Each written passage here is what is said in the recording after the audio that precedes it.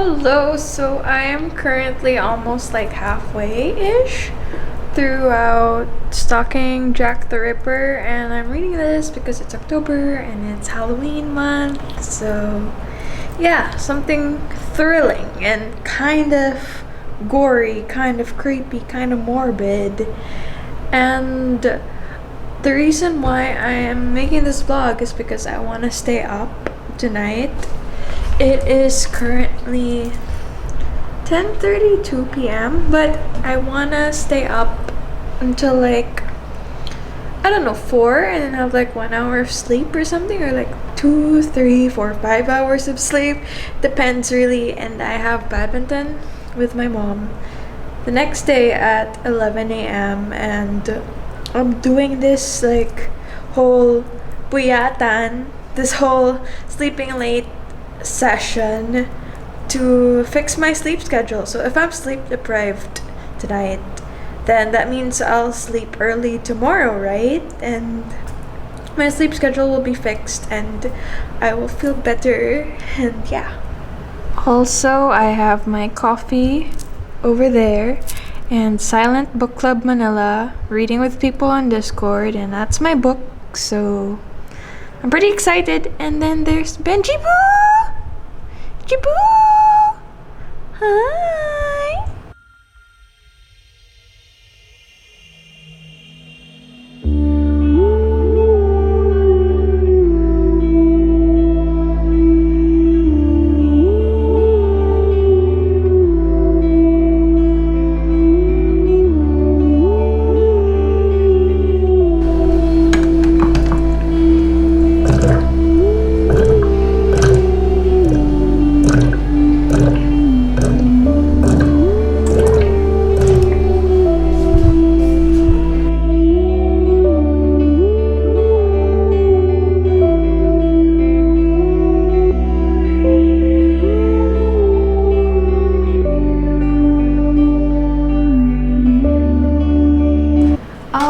So I am in chapter 14 and this is what it looks like. I love the images and just the whole layout of the book. Like the chapters look really interesting with like splatters of blood.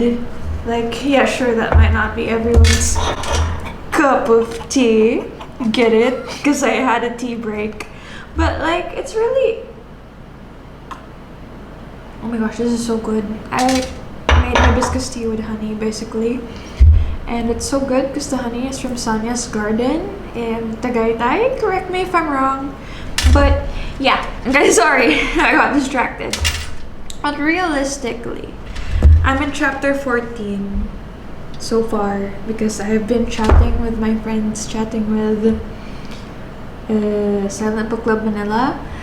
And I kind of got distracted, but hey, it's okay. I'm still at it. I'm still staying up. I'm still on a roll, sort of, with this whole reading thing, reading vlog. But I'm not purely going to read. I also actually replied to a potential buyer. I sell my books on Carousel, the ones that I'm done with. So the do-over, something I made a reading vlog on, super good. I'm selling it because I want space for more books, but it's a really good romance. And yeah, I have a potential buyer who I replied to at what, 12:27 in the morning. But yeah, so time to continue this. Okay, so quick commercial break-ish because yeah, my video isn't so coherent and the lighting changed because I want to relax, even though this book isn't a relaxing book at all. But anyway, I forgot to mention Stalking Jack the Ripper is basically a YA, young adult romance about two medical students, or students who study like autopsies, murder, probably forensics, I guess. Trying to solve a murder mystery or several murder mysteries on who the murderer is among like people who get murdered in the time of influenza. It's pretty much Victorian. The setting was in the 1880s, so yeah, it's old school, but it reads as something modern because of the writing style. That's why it's still YA. It's not too heavy of a classic. And I'm enjoying the fact that this romance isn't too much of a spicy romance, and it's not a comedic romance either. It's just something pretty much chill and not even that cliche, but like it's heartwarming, it's cozy. Even if the book and the whole prompt of this being murder is not cozy at all, and dissecting bodies and it being very particular with details, like if it's slashed from left to right, etc. It's just wow. That's why it's interesting to read, I guess. It's because it's not your typical book, but it's also lighthearted and childrency, even though it's not too appropriate for kids, if you get what I mean. But yeah, I'm really liking this book. I kind of get why people that I met in college were addicted to this, because it's a really good book so far. I also like how there are feminist undertones to this book. Like, typically in that day and age, women were just meant to marry and, you know, sit still, look pretty, and marry into the rich guys. But here, Audrey Rose kind of stands out.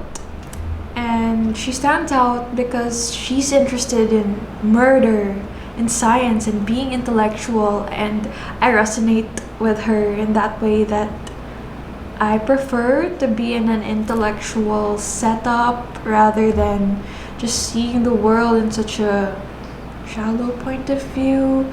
And I mean, there's nothing wrong with shallow happiness. Sure, it's nice if it's easy for you to be happy, but I crave for something more, something deeper, and just learning about the world, learning about people's stories, and learning about stories of how things came to be, like how a murder came to be. And yeah, it's really interesting. And I'm in a chapter wherein people are like, oh, who's the guy, blah blah blah blah blah. It's like women talking about guys when like women are together, and that's like all they do, but not really.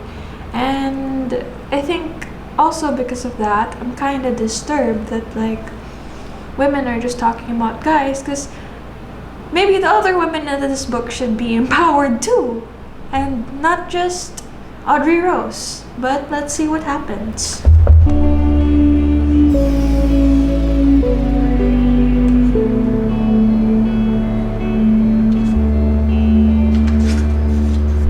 Okay, so I just had to, okay? I was so curious, but like, oh, who Jack the Ripper really was. So for years and years and years, this whole case has been unsolved on who the real Jack the Ripper was in 1888. 1888. And according to express.co.uk, Jack the Ripper was finally revealed as someone based on a researcher, like based on what the researcher found, and he actually looks like this. And yeah, Jack the Ripper. It has been discovered October 7, 2024, just recently. I just love the chemistry between Audrey Rose and Thomas. Like, okay, so there was a letter about some kind of kidney being sent in the mail. Spoiler alert, but it's like mild spoiler only. And she was like, I wonder. And then she continues, seems a bit odd, don't you think? And then Thomas sarcastically says, no, Wadsworth. Sending a kidney through the mail is quite ordinary. I do it at least 3 times a week to remain fashionable. You ought to try it. Really impresses the girls at tea. Crazy. Crazy guy. Oh my gosh. Page 296. I was wrong about who Jack the Ripper is. Oh my god. Can't believe.